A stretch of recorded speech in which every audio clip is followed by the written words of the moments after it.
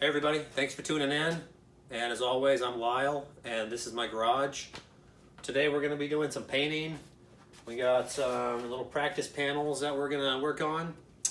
They are actually just signs like no trespassing, beware of the dog, stuff like that. Private property. These are all made out of a stamped metal, so they're kind of cheap and easy little templates to paint on. Usually they don't come with this gray paint. Usually it's just like a brushed metal look. We're just gonna go ahead and try to paint over this and hope it sticks. First thing we're gonna have to do is we're gonna have to get off all the stickers and all the contaminants by using a final wipeout or a wax and degreaser. What we're gonna ultimately be doing is just doing a kind of blank metal flake canvas, and then later on I can come back and do some airbrushing for some designs.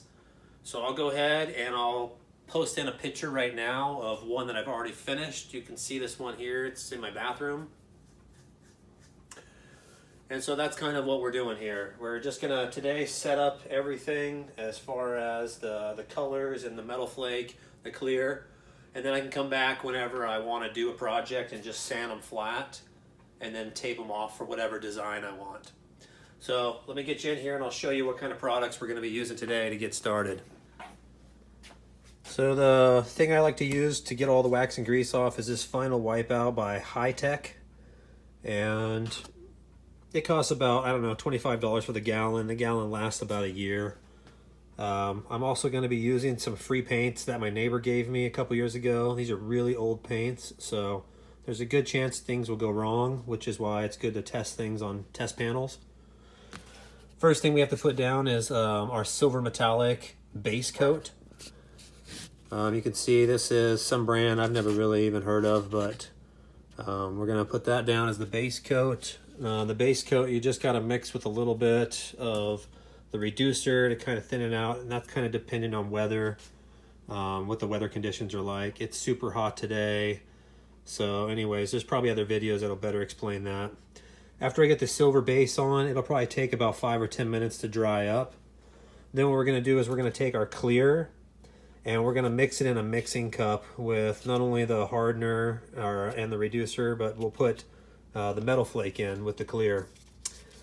This is a metal flake that I get from Amazon, and it's probably cheap and something that most people that are in the business would turn their nose up to, but it's perfect for me. I've used this on tons of paint jobs and I've never had any issues. There's 3 different sizes that we're going to be using, and it is the chrome metal flake, and that's what usually metal flake is. We got this one, which is, I don't know, 8/1000ths of an inch, I guess is what that is. And then we got one here that's 1500ths. It's like the big chunky stuff. And then we got stuff here that is 4000ths, which is the powder. And what we'll be doing is we'll just mix all of those up with the clear, and then we'll have to shoot it through a gun that has a bigger nozzle. Usually they're 1.4 mil. When you shoot the metal flake, because of the big chunky stuff, has a tendency to clog up the hole on the nozzle. So I have a metal flake gun that I use, and I think it has like a 2.0 nozzle.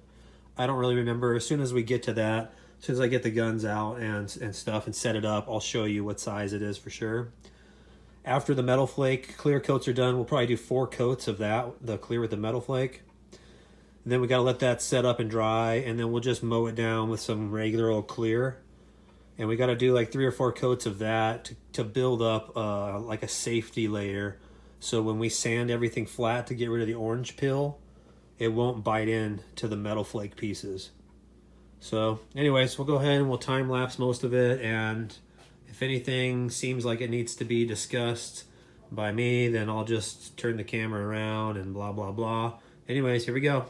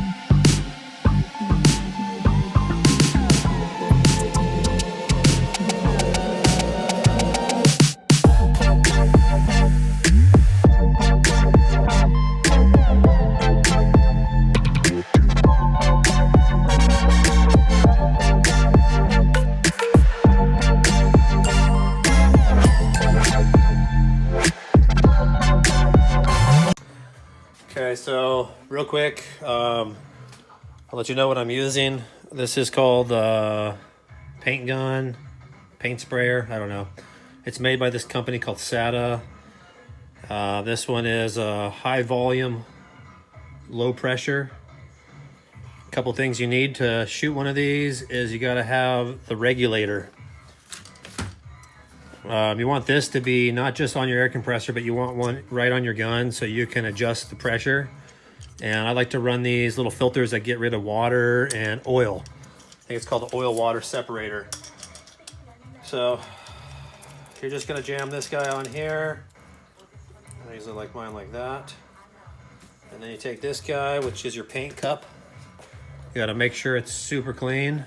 Every time you use it, you gotta clean it out. Same with the guns. If you've never painted before, you gotta take it all apart and clean it after every time, or it'll be basically trash. So we're just gonna spin this on if it will grab one of these days. Okay, now we're all set up. So now I need my little paint gun tool that comes with every paint gun. Some little thing like this, and then it's got all these little things that are all the wrong sizes that you don't want to use, but we got to use them anyways. Whoops, wrong way on that one, huh?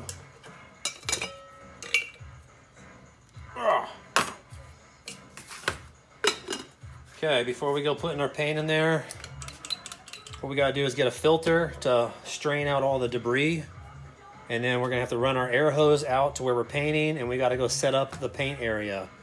So I'm just gonna shoot this outside since it's not a real project, it's just practice panels.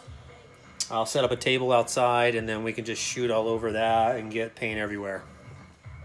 Make the neighbors happy.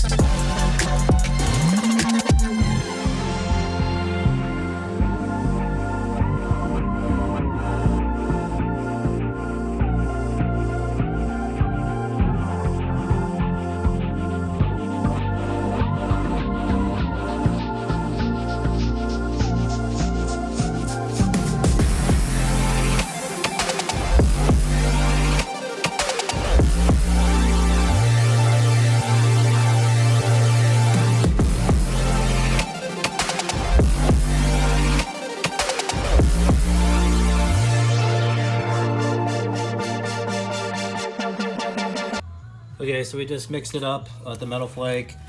I use a mixing cup. Most clear and most paints actually are with this 411. And in case you don't know, you fill up whatever amount of paint you want. So I did 2. And then when I add my catalyst or hardener, I just fill it up until that gets to 2. And then when I add my reducer, I fill it up until it gets to 2. And that gives you the 411. I put more reducer in because it's like 90 degrees out. Technically I shouldn't even be painting, but it's just signs for practice panels, so it'll be all right. As far as the amounts, I just kind of eyeball it. I put more of the 4,000ths, the tiny stuff. I did a whole tablespoon of that basically, and I did like a half, maybe even a half teaspoon of the bigger ones. And what I'm kind of looking for is that it's gonna kind of coat a little bit with flake. So when I pull up the stick, I want it to kind of just coat a little bit. So that way over 3 or 4 coats, it'll start to build up that solid kind of disco ball look. So we'll go ahead and we'll go outside and shoot this. I gotta do it quick because it's getting hot out. It's supposed to get to like 110 today, which is very bad for paint. But here we go.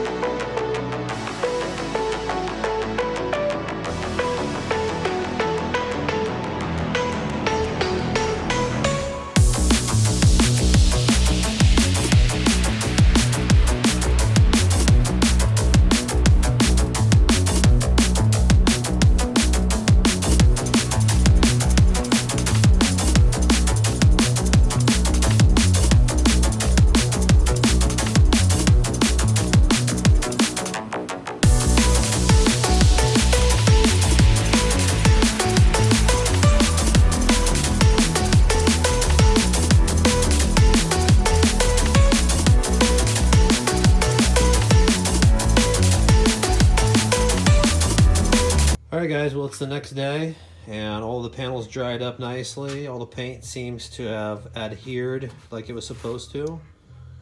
I'm gonna get a light on here so you can kind of see the sparkles all dance. So wherever the light is, kind of shows off the glitter the most. If you look, let me show you how to check the paint job. You can see how horrible it went because we did it outside.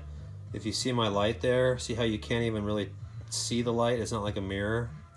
And as I move it, you can see pieces of dirt. That's what that is right there. And you can also see the orange peel. See how like the texture is kind of like the surface of an orange skin, where it's not flat 100%. So what we're gonna do is we're gonna have to get all of these little blemishes out. You can't even feel them, but you can see them.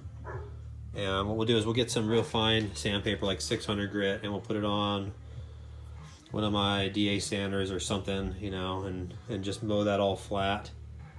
We gotta be real careful not to bite into the glitter or into the metal flake. So I just gotta kind of take off the top millionth of a millimeter. I don't really know, but just flatten it. As soon as it's all dull gray and you can't see any of the shiny stuff anymore, that's when you know that it's all flat. And then it should be ready for us to tape out some stuff with our masking tapes, and then we can make some designs and then use the airbrush and candy paints, so on and so forth. So right now I'm gonna go ahead and I'm gonna sand them all flat.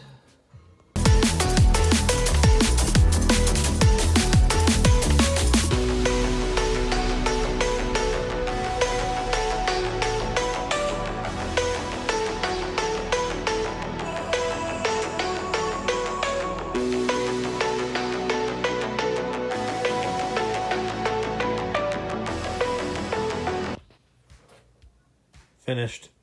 I got all 4 of them sanded nice and flat.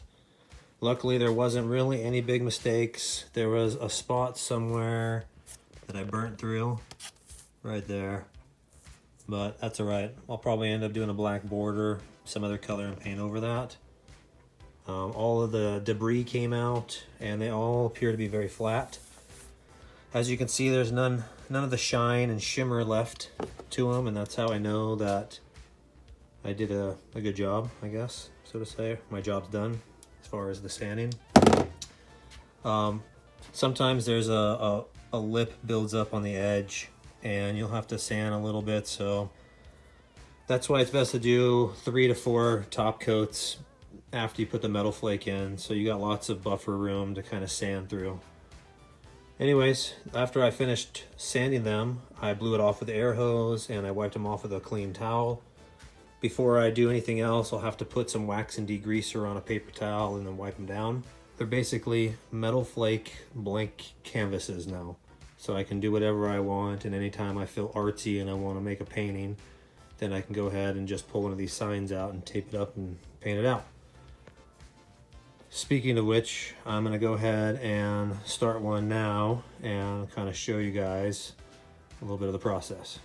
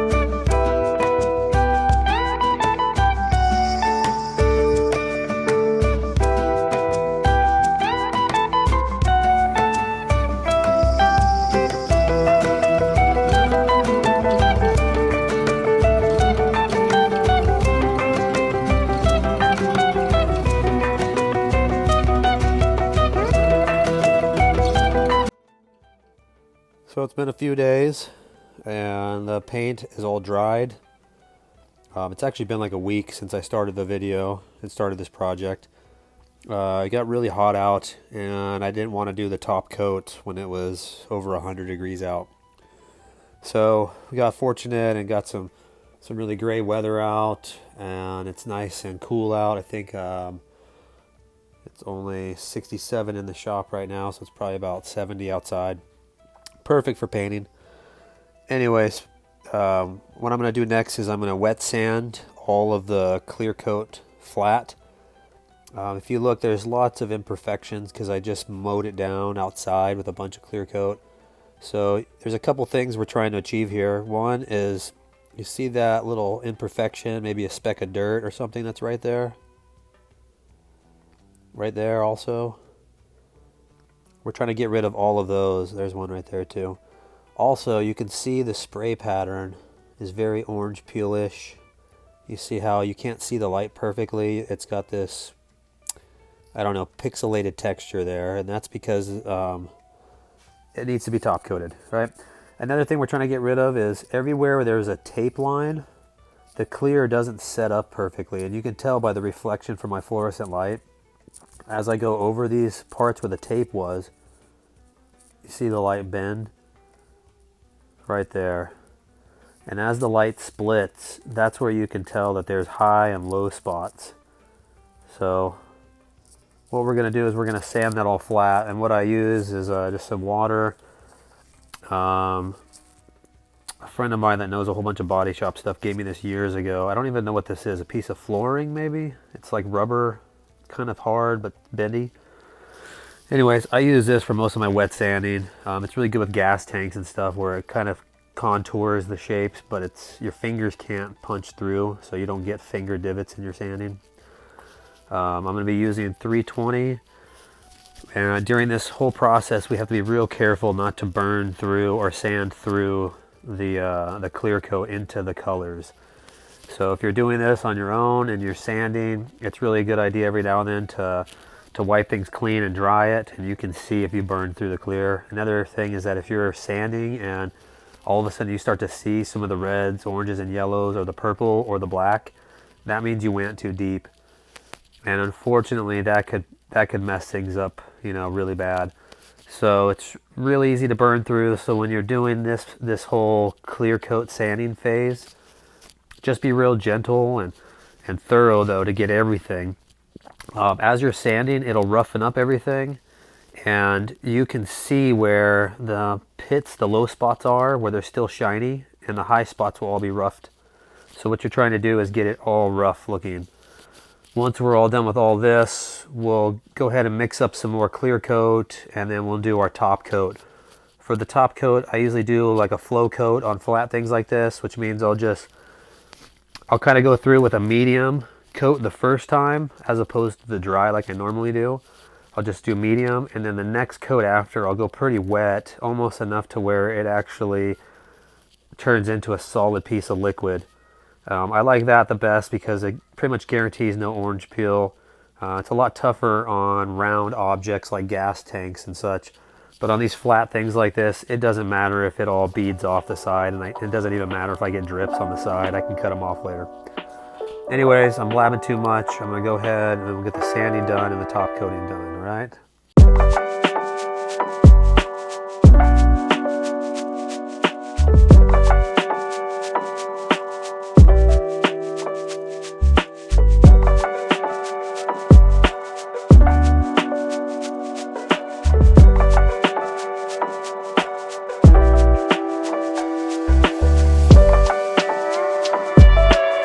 I just finished sanding it, as you just saw, and I thought I would show you guys after you dry it all off.